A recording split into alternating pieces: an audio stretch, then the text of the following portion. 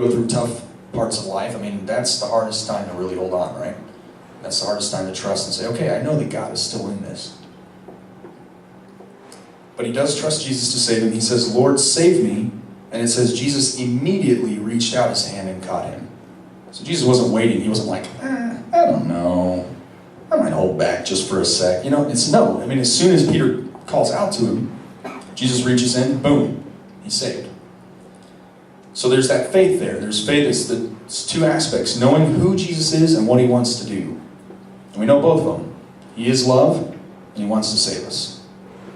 And that's in every situation. That's not just sort of like at the end of our life. That's all throughout.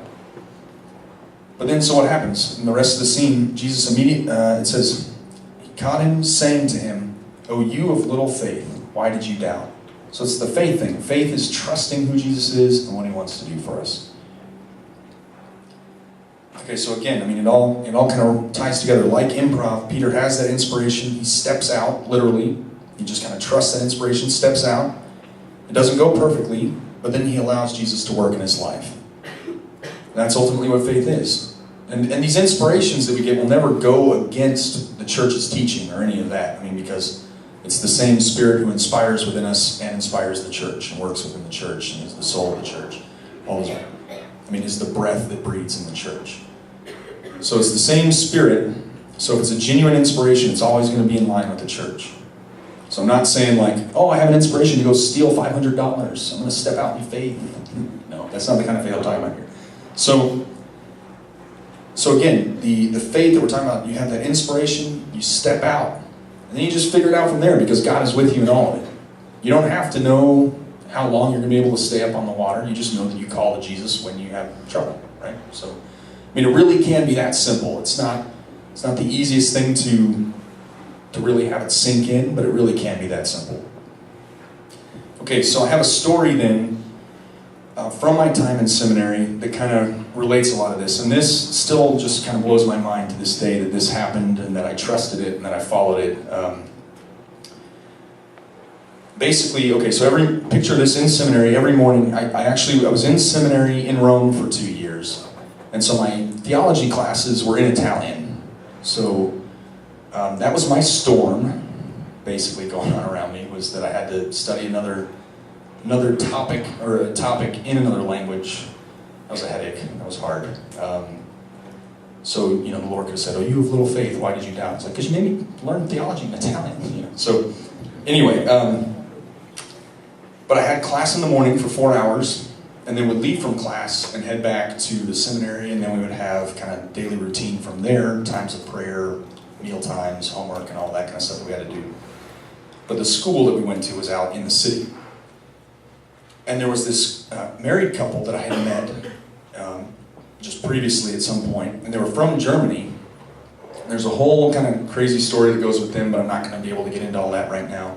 But basically, they were coming to Rome to visit, and they had sent me an email last minute saying, "Hey, we're in Rome," only it was with a German accent. "Hey, we are in Rome!" So they were telling me that they were in Rome, and yeah, email has accents, by the way, just in case you didn't know.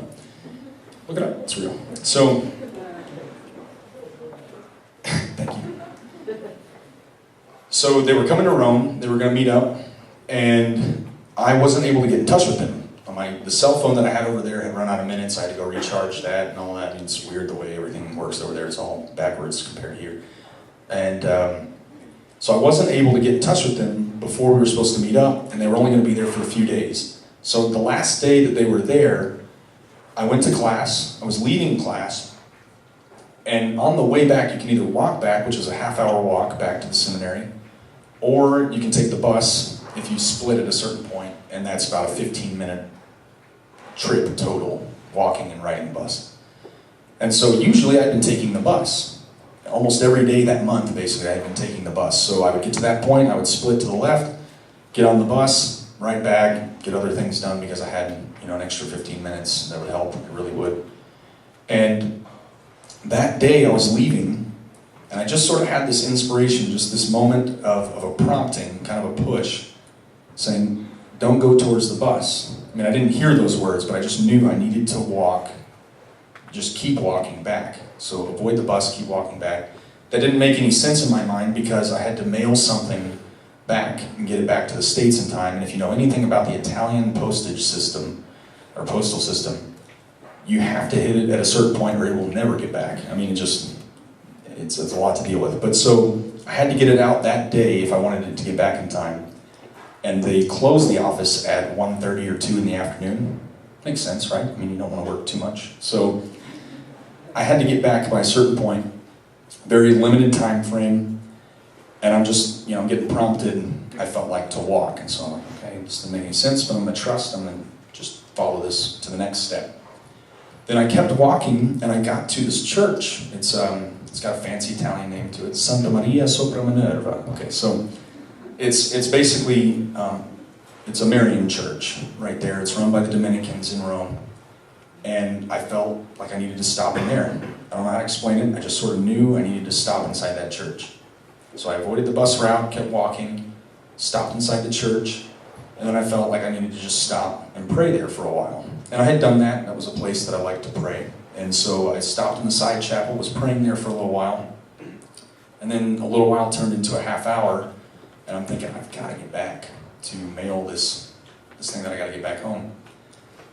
And so I was like, okay, God, I think I've given it just about all I can at this point. I feel like I've followed your inspirations. I've just got to leave, and I hope that's okay. I hope you understand. And as I'm getting up to leave, I felt a prompting, look for, the name of the wife was Maria, the German couple, remember, that I was telling you about. Her name was Maria, and I just heard, not heard, but I just felt like, look for Maria. And so I was looking at every single person that I saw in that church as I was walking on my way back out. I looked, and I was like, it almost looks like them, that's not them. No, and it's kind of dark in that church, it's kind of hard to see, so, you have to really look to kind of pick out who's who in there. And as I was getting back to the entrance, I was walking along, and I look over, and there are two people standing over this way, and one of them is clearly not Maria. And then I kind of looked around her. I kind of had to step back and look around. I was like, you've got to be kidding me. It was Maria. The exact person that if I hadn't caught that day, I would have missed her on that trip. And so then she and her husband and I were able to go get lunch, even though we hadn't been able to connect at that point. So that was just really crazy. I mean, God bringing us together. And the fact of the matter is, I was going to take the bus. And I dodged the bus because of an inspiration. I just felt like I had to stop in that church. If I hadn't stopped there, I wouldn't have seen her. I stopped there for a half hour, and who knows when she got there, how long she had been there. And then I was looking for her. If I hadn't been looking for her, I would have passed within 10 feet of her and not known that she was there. So all those things, that was literally just inspiration. And I don't know how it must have just been extra grace to trust, because I don't always, it's not like this is every day for me. That'd be really cool if it were, and it can be. I know that it can be if we keep striving for sanctity. But yeah, that was just a very clear moment of faith for me, of having that moment of inspiration, just stepping out, taking that next step, and then trusting. Because I had no clue where it was going. I didn't know I was going to run into her that day. But that really happened. That's a real story. It's still something I take to prayer. I still go back to that. And that's faith. That is what we're called to do day in and day out. That is faith. So how do we grow in faith? Well, it's a gift of God, so He has to give it. It's not something, we can, and we both can and cannot practice it, if that makes any sense. We practice it by making little acts of faith, by saying, okay, God, I trust in you, I trust in you. But He ultimately has to give it. It's a gift.